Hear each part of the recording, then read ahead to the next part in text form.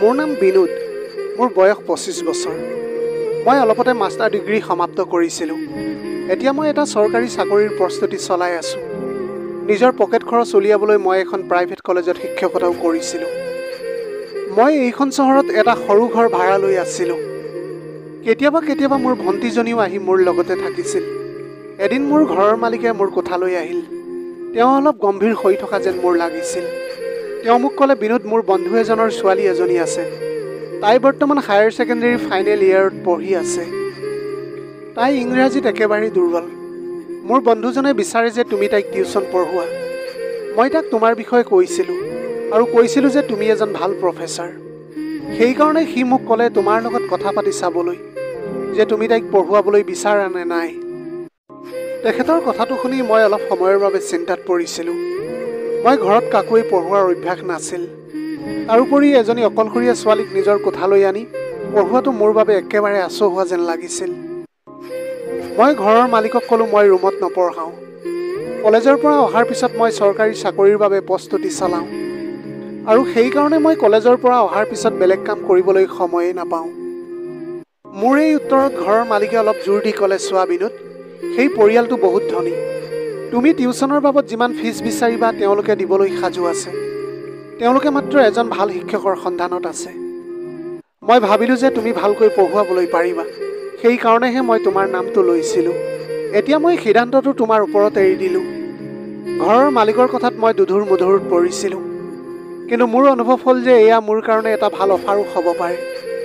কিছু সময় চিন্তা কৰাৰ পিছত মই ক'লোঁ যে ঠিক আছে বাৰু, আপুনি তাইক কাইলৈ আহিবলৈ ক'ব। প্ৰথমতে মই তাইক চাম আৰু তাৰ পিছতহে মই নিৰ্ণয় ল'বলৈ পাৰিম। পিছদিনা মই সদায়ৰ দৰে কলেজৰ পৰা ৰুমলৈ আহিলোঁ। অলপ ফ্ৰেছ হৈ মই মোৰ চৰকাৰী চাকৰিৰ বাবে কিবা কিবি পঢ়া আৰম্ভ কৰিলোঁ। পঢ়াত মই সম্পূৰ্ণৰূপে ডুবি আছিলোঁ।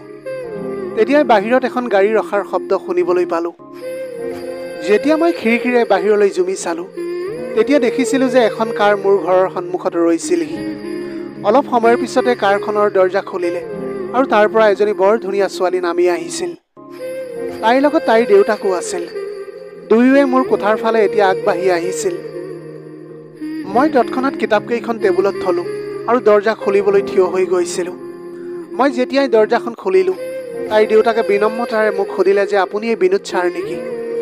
তেতিয়া মই ক'লোঁ যে হয়, মই বিনোদ। তেওঁ মোৰ ফালে মিচিকিয়াই হাঁহি ক'লে, এয়া মোৰ ছোৱালী সুনিতা। তাই এতিয়া হাই ছেকেণ্ডেৰী ফাইনেল ইয়েৰত আছে আৰু তাই ইংৰাজীত খুবেই কেঁচা। মই আপোনাৰ ঘৰৰ মালিকৰ পৰা গম পালোঁ যে আপুনি বহুত এজন ভাল শিক্ষক। তেওঁ কৈছিল যে আপুনি ইংৰাজী বহুত সৰল পদ্ধতিত পঢ়ায়। এই বছৰটো তাইৰ বাবে বহুতেই গুৰুত্বপূৰ্ণ আৰু এতিয়া আমাৰ সম্পূৰ্ণ বিশ্বাস আছে যে আপুনি তাইৰ ভাল দিশ দিবলৈ পাৰিব। আমি তাইৰ ফিছৰ বাবে একেবাৰে চিন্তা নকৰোঁ। আপুনি যিমান কয় আমি সিমানেই দিম। মাত্ৰ তাইক ইংৰাজীত অলপ ভাল কৰি দিয়ক। মই তেওঁৰ কথা এতিয়া মনোযোগেৰে শুনিছিলোঁ। তেওঁৰ চিন্তাটো সম্পূৰ্ণৰূপে স্বাভাৱিক আছিল আৰু মোৰ সেয়া দায়িত্বও আছিল যে মই সম্পূৰ্ণ চেষ্টা কৰাটো। মই এতিয়া হ'ব বুলি মূৰটো দুপিয়াই ক'লোঁ যে ঠিক আছে, মই তাইক পঢ়ুৱাবলৈ সাজু আছোঁ। তাৰপিছত আমি ফিজ আৰু বাকী কথাবিলাকৰ আলোচনা কৰিলোঁ। এনেকৈ ফিছৰ সিদ্ধান্ত হোৱাৰ পিছত তেওঁ মোক ধন্যবাদ জনালে আৰু ৰাস্তাৰ ফালে গুচি গ'ল। এতিয়া সুনিতা মোৰ কোঠালৈ আহিলে। তাই বৰ আত্মবিশ্বাসেৰে মোৰ কোঠাৰ ভিতৰত খোজ ৰাখিছিল। প্ৰায় 18 বছৰ সুনিতা দেখিবলৈ বৰ ধুনীয়া আৰু গম্ভীৰ আছিল। মই তাইক এতিয়া বহিবলৈ কৈ তাৰপিছত পঢ়া আৰম্ভ কৰি দিলোঁ। প্ৰথমবাৰতে তাই বৰ মনোযোগ দিলে আৰু মোৰ প্ৰতিটো কথা বুজিবলৈ চেষ্টা কৰিছিল। এনেকৈ প্ৰায় 1.5 ঘণ্টামান পঢ়োৱাৰ পিছত মই তাইক সুধিলোঁ, সুনিতা, আজি যি মই তোমাক পঢ়ুৱালোঁ, কি সেই সকলোবিলাক তুমি ভালকৈ বুজি পাইছানে? সুনিতাই অলপো পলম নকৰাকৈ উত্তৰ দিলে, হয় ছাৰ, আপুনি বহুত ভালকৈ পঢ়ায়। আপুনি যেনেকৈ বুজায় মই লগে লগে তেনেকৈ বুজি পাই যাওঁ। এতিয়া তাইৰ কথাটো শুনি মই বহুত সুখী হৈ পৰিছিলোঁ। মই তাইক পিছদিনা সময়মতে আহিবলৈ ক'লোঁ আৰু তাই মিচিকিয়া হাঁহি এটা মাৰি গুচি গ'ল। তাৰপিছত সুনিতাই সদায় মোৰ ওচৰলৈ পঢ়িবলৈ আহিবলৈ ধৰিলে। প্ৰথমতে তাই কেৱল পঢ়াতেই মন দিছিলে, কিন্তু লাহে লাহে তাই মোৰ লগত ফ্ৰী হ'বলৈ ধৰিলে। এতিয়া পঢ়াৰ লগতে আমাৰ কিছু কথা বতৰাও আৰম্ভ হৈ গৈছিল। সৰু সুৰা হাঁহি ধেমালিও হৈছিল, যাৰ ফলত তাই কেতিয়াও আমনি পোৱা নাছিল। তাইৰ এতিয়া আগতকৈ বেছি পঢ়াত মন লাগিছিল। সেয়া দেখি মই এতিয়া অত্যন্ত সুখী হৈ পৰিছিলোঁ যে মোৰ কষ্টই কিছু কাম দিছে বুলি। এনেকৈ দিনবিলাক বাগৰিবলৈ ধৰিছিল। এতিয়া সুনিতাৰ আত্মবিশ্বাসো বাঢ়িবলৈ ধৰিলে। এদিন সুনিতা সদায়ৰ দৰে মোৰ ঘৰলৈ পঢ়িবলৈ আহিল। পঢ়া শেষ হোৱাৰ পিছত তাই ঘৰলৈ যাবলৈ কিতাপ বহি সামৰি আছিল। তেনেতে বতৰটো বেয়া হৈ গ'ল। ধুমুহাৰ লগতে বৰষুণ আৰম্ভ হৈ গৈছিল। ইমান জোৰেৰে বৰষুণ দিবলৈ ধৰিলে যে তেতিয়া সেইটো সময়ত বৰষুণ এৰাৰ নামেই লোৱা নাছিল। কিছু সময়ৰ ভিতৰতে বাহিৰৰ ৰাস্তাবিলাকত পানী জমা হৈ গ'ল আৰু স্থিতিটো ইমানেই বেয়া হৈ গ'ল যে সুনিতাৰ দেউতাকে গাড়ী লৈ তাইক নিবলৈ আহিব নোৱাৰা হৈ গৈছিল। অলপ সময়ৰ পিছতে সুনিতাৰ দেউতাকৰ মোৰলৈ মোবাইলত ফোন আহিলে। তেওঁ ক'লে যে বিনোদ, বৰষুণ বহুত জোৰেৰে দি আছে। ৰাস্তাত ইমানেই পানী জমা হৈ গৈছে যে গাড়ী লৈ যোৱাটো কঠিন হৈ পৰিছে। আজি সুনিতাক তোমাৰ ঘৰতে থাকিবলৈ দিয়া। তাই তোমাৰ ভণ্টিৰ লগতে থাকিব। ৰাতিপুৱা বৰষুণ এৰিলে মই তাইক আকৌ গৈ লৈ আহিমগৈ। মই ক'লোঁ যে ঠিক আছে, আপুনি একেবাৰে চিন্তা নকৰিব। কিন্তু ফোনটো ৰখাৰ পিছত মোৰ মনত অলপ শংকা অনুভৱ হ'ল। আচলতে মোৰ ভনীয়েতো এদিনৰ আগতেই ঘৰলৈ গুচি গৈছিল। ইয়াৰ মানে ঘৰত মোৰ বাহিৰে আৰু বেলেগ কোনোৱেই নাছিল। মোৰ এতিয়া সুনিতাক এই কথাটো ক'বলৈ একেবাৰে সাহস হোৱা নাছিল। সেইকাৰণে মই তাইক সান্তনা দি ক'লোঁ, তুমি চিন্তা নকৰিবা, মোৰ ভণ্টি সোনকালে ঘৰলৈ আহিব, তেতিয়ালৈকে ভালকৈ তুমি বহি থাকা। কিন্তু মোৰ মনটো ইমান সহজ হ'বলৈ পৰা নাছিল। মই ভাবি আছিলোঁ যে যদি মোৰ ভনীজনী নাহে তেনেহ'লে সুনিতাই কি ভাবিব? কি তাই অসহজ অনুভৱ কৰিব নেকি মোক লৈ? এই কথাবিলাক লৈ এতিয়া মই ভাবি আছিলোঁ। তেনেতে মোৰ চকু সুনিতাৰ ওপৰত পৰিল। তাই মোৰ ফালে চাই আছিল আৰু তাইৰ চকুত কোনো ধৰণৰ চিন্তা বা অসুবিধাৰ ছাপ নাছিল। বৰঞ্চ তাইৰ ওঠত এক অদ্ভুত ধৰণৰ হাঁহি বিৰিঙি উঠিছিল। এনেকুৱা লাগিছিল যেন মোৰ ভনী ঘৰত নথকা কথাটোক লৈ তাইৰ কোনো মতলবেই নাই। কিছু সময়ৰ পিছত সুনিতাৰ দেউতাকৰ আকৌ মোৰলৈ ফোন আহিলে। মই তেতিয়া ফোনটো উঠাই সুনিতাক দিলোঁ। তাই তেতিয়া ফোনত কথা পাতি ক'লে, পাপা আপুনি একেবাৰে চিন্তা নকৰিব, বিনোদ ছাৰৰ ভনীয়েক ঘৰতে আছে আৰু মই ইয়াত ঠিকেই আছোঁ। ৰাতিপুৱা বৰষুণ এৰিলে মই নিজেই ঘৰলৈ যাব পাৰিম। তাই কোৱা কথাবিলাকে এতিয়া মোক একেবাৰে আচৰিত কৰি তুলিছিল। মই ভাবিবলৈ ধৰিলোঁ যে সুনিতাই নিজৰ দেউতাকক মিছা কিয় ক'লে যে মোৰ ভনী ঘৰত থকা বুলি।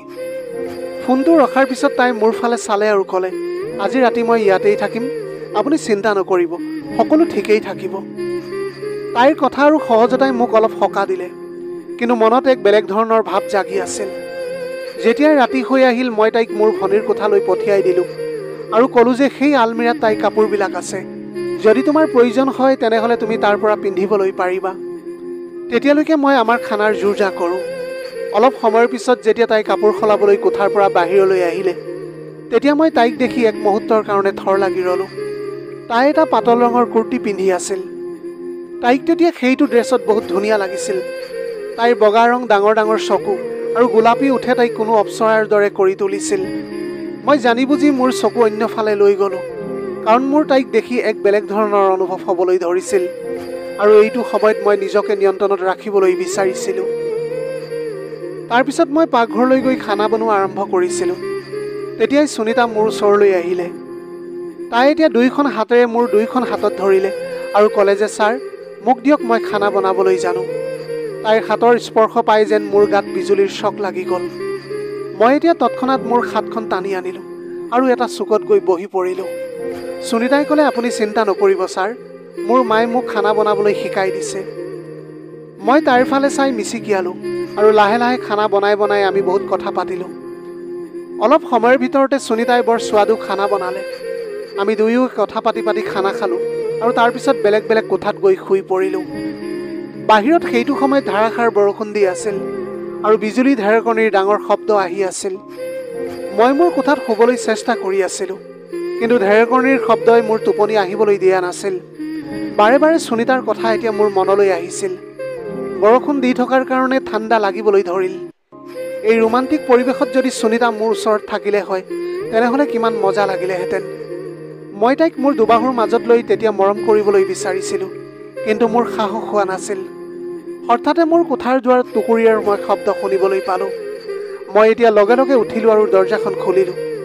তেতিয়া দেখিলোঁ যে সুনিতা মোৰ সন্মুখত থিয় হৈ আছে। সুনিতাই ক'লে, ছাৰ, মোৰ আন্ধাৰত বহুত ভয় লাগি আছে আৰু বহুত জোৰেৰে বিজুলীও মাৰি আছে। মোৰ বিজুলীলৈ বহুত ভয় লাগে। মই কেতিয়াও অকলে শুইয়ে পোৱা নাই। ঘৰতো সদায় মোৰ মাৰ লগতে শুওঁ। কি মই আপোনাৰ ইয়াতে শুবলৈ পাৰিম নেকি? সেয়া শুনাৰ লগে লগে মোৰ মুখখন জিলিকি উঠিল আৰু মই ভিতৰি ভিতৰি বহুত সুখী হৈ পৰিলোঁ। মই ক'লোঁ ঠিক আছে, তুমি আহিবলৈ পাৰিবা। তাই এতিয়া ভিতৰলৈ আহিছিল আৰু মই বিচনাখনৰ একাষলৈ আঙুলিয়াই দিলোঁ যাতে তাই তাতে শুব পাৰে। তাই এতিয়া বিচনাখনৰ একাষত শুই গ'ল আৰু মই দৰ্জা বন্ধ কৰি দিলোঁ। এতিয়া আহি বিচনাখনৰ আনটো চুকত মই বাগৰি দিছিলোঁ, কিন্তু এইটো সময়ত মোৰ একেবাৰে টোপনি অহা নাছিল। মই এতিয়া বাৰে বাৰে তাইলৈ চাই আছিলোঁ। তেনেতে হঠাতে জোৰেৰে বিজুলী মাৰিলে। সুনীতাই টোপনিৰ পৰা সাৰ পাই গ'ল আৰু ভয়তে আহি মোক সাবটি ধৰিলে। মই তাইৰ মূৰত হাতখন ফুৰাই ক'লোঁ, ভয় নকৰিবা। তাই তেতিয়া ক'লে, ছাৰ, মোৰ বিজুলী মাৰিলে বহুত ভয় লাগে, মোক এনেকৈয়ে শুবলৈ দিয়ক। মই একো ক'বলৈ পৰা নাছিলোঁ। কিছু দেৰি মই সাবটি ধৰি তাইক তেনেকৈ শুৱাবলৈ চেষ্টা কৰিলোঁ। তাৰপিছত মোৰ অনুভৱ হ'ল যে তাই টোপনিত যোৱা নাছিল। তাই চকু মেলি আছিল আৰু মোলৈ চাই আছিল। মই ক'লোঁ যে ভয় নকৰিবা, তুমি এতিয়া ঠিকেই আছা। তাই একো নক'লে, বৰঞ্চ ৰোমান্টিকভাৱে মোলৈ চাই মিচিকিয়াইছিল। মই আগতেই মোৰ কামনাক নিয়ন্ত্ৰণ কৰিবলৈ বহু চেষ্টা কৰি আছিলোঁ, কিন্তু এতিয়া মোৰ বাবে নিয়ন্ত্ৰণ কৰাটো বহুত কঠিন হৈ পৰিছিল। এতিয়া আৰু মই অপেক্ষা কৰিবলৈ বিচৰা নাছিলোঁ। মই ক'লোঁ যে সুনীতা, মই তোমাক বহুত পচন্দ কৰোঁ, মই তোমাক ভাল পাবলৈ বিচাৰোঁ। কি তুমিও মোক পচন্দ কৰানে? সুনীতাই তেতিয়া মোৰ কাণৰ কাষত ক'লে, ছাৰ, যেতিয়াই মই আপোনাক প্ৰথমবাৰৰ বাবে দেখিছিলোঁ তেতিয়া মই আপোনাক দেখি বহুত প্ৰভাৱিত হৈ পৰিছিলোঁ, কিন্তু মই ভয় খাইছিলোঁ যে আপোনাক একো ক'বলৈ পৰা নাছিলোঁ। তাৰপিছত আমি ইজনে আনজনক বহুত মৰম কৰিলোঁ। ৰাতিপুৱা মই সোনকালে উঠি পাকঘৰলৈ গ'লোঁ আৰু সুনীতাৰ কাৰণে কফি বনাইছিলোঁ। যেতিয়া মই তাইৰ হাতত কফি কাপ দিলোঁ, তেতিয়া তাই একো নোকোৱাকৈ কফিৰ কাপটো হাতত ল'লে। দুয়োৱে মনে মনে কফি খালোঁ কোঠাটোত। এক অদ্ভুত ধৰণৰ নিৰ্জনতা এতিয়া বিৰাজ কৰি আছিল। আমি দুয়োৱে মাত্ৰ ইজনে আনজনৰ চকুলৈ চাই আছিলোঁ। কিছু সময়ৰ পিছতে বাহিৰত গাড়ী ৰখাৰ শব্দ হ'ল। সুনীতাৰ দেউতাকে তাইক নিবলৈ আহিছিল। তাই লগে লগে উঠিলে, নিজৰ বেগটো ল'লে আৰু দৰ্জাৰ ফালে আগবাঢ়ি গ'ল। দৰ্জা মুখৰ পৰা তাই উভতি মোৰ ফালে চাইছিল। তাইৰ চকুত এক গভীৰ শোক আছিল, কিন্তু তাই একো ক'বলৈ পৰা নাছিল। ময়ো তাইৰ ফালে চালোঁ, কিন্তু একো ক'বলৈ পৰা নাছিলোঁ। তাই এতিয়া লাহে লাহে গাড়ীৰ ফালে আগবাঢ়ি গৈছিল। এবাৰ আকৌ তাই উভতি মোৰ ফালে চালে আৰু তাৰ পাছত গাড়ীখনত বহিছিলগৈ। তাইৰ দেউতাকে গাড়ী চলাই তাইক লৈ গ'ল আৰু মই দৰ্জাৰ মুখত থিয় হৈ তাইৰ যোৱাৰ ফালে চাই থাকিলোঁ। তাই যোৱাৰ পিছত ঘৰখন এক শূন্যতাৰ বিৰাজ কৰিছিল। মোৰ যেন এতিয়া তাইক লৈ অভ্যাসত পৰিণত হৈ পৰিছিল। এতিয়া সকলো বস্তুৱে যেন আধৰুৱা অনুভৱ কৰিছিলোঁ। মই ভাবিছিলোঁ যে হয়তো তাই কালিলৈ আহিব। এনেকৈ দিনবিলাক পাৰ হৈ গৈ থাকিল, কিন্তু তাই আৰু কেতিয়াও মোৰ ঘৰলৈ নাহিলে। এতিয়া মই একেবাৰে অস্থিৰ হৈ পৰিছিলোঁ। তাইৰ অনুপস্থিতি মোৰ প্ৰতিটো মুহূৰ্ততে অনুভৱ হ'বলৈ ধৰিছিল। 4 দিনলৈকে মই তাইলৈ অপেক্ষা কৰিলোঁ, কিন্তু তাইৰ কোনো খবৰেই নাপালোঁ। চিন্তিত হৈ মই সিদ্ধান্ত ল'লোঁ যে মই নিজেই তাইৰ ঘৰলৈ যাম আৰু সুধিম যে তাই কিয় অহা নাই। যেতিয়া মই তাইৰ ঘৰ পালোগৈ, তেতিয়া তাইৰ দেউতাকে ক'লে যে সুনীতা বেংগালুৰুলৈ গুচি গ'ল। সেয়া শুনি মোৰ ভৰিৰ তলৰ মাটি একেবাৰে নোহোৱা যেন হৈ পৰিছিল। মই এতিয়া একেবাৰে স্তব্ধ হৈ পৰিলোঁ। ঘৰলৈ উভতাৰ সময়ত মোৰ মনটোত নানা ধৰণৰ প্ৰশ্নই আমনি কৰিবলৈ ধৰিলে। মই এনেকুৱা কি কৰিলোঁ যে তাই মোক একো নোকোৱাকৈ মোৰ পৰা গুচি গ'ল? কি মই অজানিতে তাইক কিবা অসহজ অনুভৱ কৰাইছিলোঁ নেকি? এই প্ৰশ্নবিলাকে মোক এতিয়া ভিতৰি ভিতৰি খুলি খাবলৈ ধৰিছিল। দিনবিলাক এনেকৈ বাগৰিল আৰু মই মোৰ জীৱনত ব্যস্ত হৈ থাকিবলৈ চেষ্টা কৰিলোঁ। মই মোৰ চৰকাৰী পৰীক্ষাৰ প্ৰস্তুতিত লাগি আছিলোঁ আৰু দেহমন লগাই কষ্ট কৰিবলৈ ধৰিলোঁ। কিছুমাহ পিছতে মোৰ কষ্টই সুফল দিলে আৰু মই এখন কলেজত এটা চৰকাৰী চাকৰি পাই গ'লোঁ। মই আৰ্থিকভাৱে সুস্থ হৈ পৰিছিলোঁ, কিন্তু অন্তৰত সুনীতাৰ অভাৱৰ অনুভৱ সদায় হৈ থাকিল। এনেকৈ 2 বছৰ পাৰ হৈ গ'ল। মই এতিয়া নিজকে সময়ৰ লগত আগবাঢ়িবলৈ চেষ্টা কৰিছিলোঁ, কিন্তু সুমিতাৰ স্মৃতিবোৰে মোৰ লগতে আছিল। এদিন কলেজৰ পৰা ঘৰলৈ উভতি অহাৰ সময়ত ৰাস্তাৰ কাষত এটা চিনাকি চেহেৰা দেখিছিলোঁ। মই তেতিয়া মোৰ গাড়ীৰ স্পীডটো অলপ কমাই দিলোঁ আৰু ভালদৰে চাবলৈ ধৰিছিলোঁ। সেই চেহেৰা আন কাৰোৰেই নাছিল, বৰঞ্চ সেই ছোৱালীজনী আছিল সুনীতা। মোৰ বুকুখন জোৰেৰে কঁপিবলৈ ধৰিলে। মই লগে লগে ৰাস্তাৰ দাঁতিত গাড়ীখন ৰখালোঁ আৰু গাড়ীৰ পৰা নামি তাইৰ ফালে আগবাঢ়িবলৈ ধৰিছিলোঁ। যেতিয়াই তাই মোক দেখিলে, তেতিয়া তাই একেবাৰে থৰ লাগি গ'ল। তাইৰ চকুত ভয় আৰু আচৰিত হোৱাৰ ছাপ এটা জিলিকি আছিল। মই লাহে লাহে তাইৰ ওচৰ পালোগৈ, কিন্তু তাই পিছুৱাই যাবলৈ ধৰিছিল। মই তাইক তেতিয়া ৰখাবলৈ চেষ্টা কৰিলোঁ। সুনীতা, ৰখা তুমি। কিন্তু তাই মোৰ ফালে নোচোৱাকৈ নিজৰ খোজ খৰকৈ দি আঁতৰি যাবলৈ ধৰিলে, যেন তাই মোৰ পৰা দূৰলৈ যাবলৈ বিচাৰিছে। মই তাইৰ হাতত ধৰিলোঁ আৰু তাইৰ চকুলৈ চাই ক'লোঁ, সুনীতা, তুমি হঠাতে এনেকৈ কিয় গুচি গ'লা? মই তোমাক সকলোতে বিচাৰিছিলোঁ। যদি মোৰ কিবা কথাত তোমাৰ বেয়া লাগিছিল তেনেহ'লে তুমি মোক ক'ব লাগিছিল। এনেকৈ হঠাতে মোৰ ওচৰৰ পৰা আঁতৰি যোৱাৰ কি প্ৰয়োজন আছিল? মইতো তোমাক কেতিয়াও কোনো কথাৰ কাৰণে বাধ্য কৰোৱা নাছিলোঁ। যিবিলাক হৈছিল সেইবিলাক মোৰ আৰু তোমাৰ সহমতিতে হৈছিল। সেইটো সময়ত সুনীতাই মোৰ চকুলৈ চালে। তাইৰ চকুত চকু পানী আছিল। তাই লাহেকৈ ক'লে, নাই ছাৰ, মোৰ আপোনাৰ কোনো কথাতে বেয়া লগা নাই। মইতো আপোনাক বহুতেই বেছি ভাল পাইছিলোঁ আৰু আজিও পাওঁ। যিবিলাক আমাৰ মাজত হৈছিল সেইবিলাক আমাৰ দুয়োৰে ইচ্ছামতেই হৈছিল। কিন্তু সেইটো সময়ত মই বহুত ভয় খাই গৈছিলোঁ। মোক এইটো ভয়ে খুলি খাবলৈ ধৰিছিল যে কেনেবাকৈ যদি দেউতাই গম পায় তেনেহ'লে তেওঁ আমাক কেতিয়াও ক্ষমা নকৰিব। সেই ভয়ৰ কাৰণে মই সেই সিদ্ধান্তটো লৈছিলোঁ যে মই ইয়াৰ পৰা গুচি যোৱাটোৱেই ভাল হ'ব বুলি।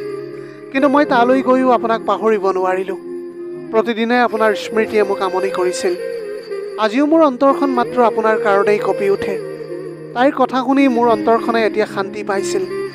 মই এতিয়া তাইৰ চকু পানী মচি ক'লোঁ, সুনীতা, মই তোমাক কেতিয়াও হেৰুৱাব নিবিচাৰোঁ। যদি আমি দুয়োজনে ইজনে আনজনক সঁচাকৈ ভাল পাওঁ তেনেহ'লে কি আমি গোটেই জীৱন একেলগে কটাব নোৱাৰিমনে? কি আমি দুয়োৱে যুগ্ম জীৱনৰ আৰম্ভণি কৰিব নোৱাৰিম নেকি? কথাটো শুনাৰ লগে লগে সুনীতাৰ মুখখন কলা পৰি গ'ল। তাই লাজতে তেতিয়া তলমূৰ কৰিলে। তাইৰ মৌনতাত তাইৰ সহমতি লুকাই আছিল। তাইৰ মনৰ কথা বুজিব পাৰি মই ক'লোঁ, ঠিক আছে সুনীতা, মই তোমাৰ ঘৰলৈ গৈ তোমাৰ দেউতাৰ লগত আমাৰ বিয়াৰ কথা পাতিম। মই তোমাক মোৰ জীৱনৰ অংশ বনাইহে এৰিম। তাৰপিছত মই মোৰ ঘৰলৈ উভতি আহিলোঁ আৰু মোৰ মা আৰু ভনীক সকলো কথা কৈ দিছিলোঁ। এনেকৈ মা আৰু ভনীয়ে মোৰ কথাত মান্তি হৈ গৈছিল আৰু বিয়াৰ কথা পাতিবলৈ তেওঁলোকে সাজু হৈ গ'ল। 5-6 দিনৰ পিছত মই আৰু মা আৰু ভনীক লৈ সুনীতাৰ ঘৰত উপস্থিত হৈছিলোঁহি।